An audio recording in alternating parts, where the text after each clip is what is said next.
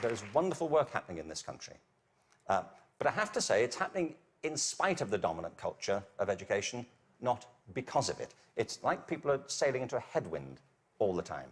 And the reason I think is this, that many of the current policies are based on mechanistic conceptions of education. It's like education is an industrial process that can be improved just by having better data.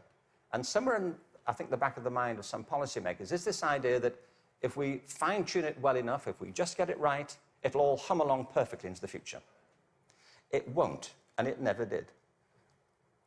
The point is that education is not a mechanical system, it's a human system. It's about people. People who either do want to learn or don't want to learn.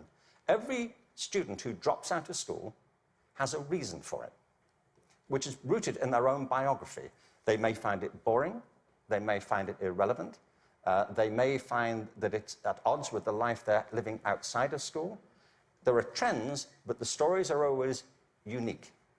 I was at a meeting recently in Los Angeles they're called alternative education programs. These are programs designed to get kids back into education. They have certain common features. They're very personalized.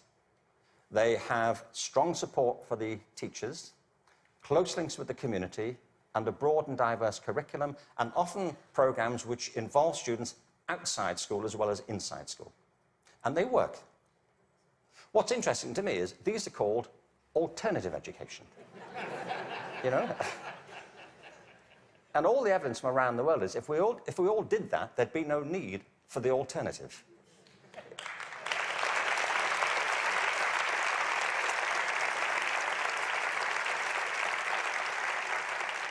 So I think we have to embrace a different metaphor. We have to recognize that it's a human system and there are conditions under which people thrive and conditions under which they don't. We are, after all, organic creatures. And the culture of the school is absolutely essential. Culture is an organic term, isn't it? Not far from where I live is a place called Death Valley. Death Valley is the hottest, driest place in America, and nothing grows there. Nothing grows there because it doesn't rain, hence Death Valley.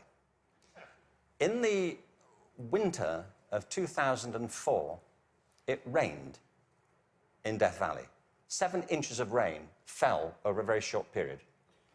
And in the spring of 2005, there was a phenomenon. The whole floor of Death Valley was carpeted in flowers. For a while. What it proved is this, that Death Valley isn't dead. It's dormant. Right beneath the surface are these seeds of possibility, waiting for the right conditions to come about. And with organic systems, if the conditions are right, life is inevitable. It happens all the time. You take an area, a school, a district, you change the conditions, give people a different sense of possibility, a different set of expectations, a broader range of opportunities. You cherish and value the relationships between teachers and learners. You offer people the discretion to be creative and to innovate in what they do.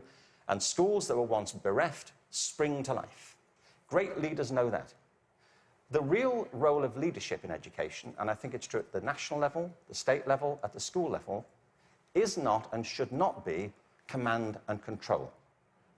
The real role of leadership is climate control, creating a climate of possibility. And if you do that, people will rise to it and achieve things that you completely did not anticipate and couldn't have expected.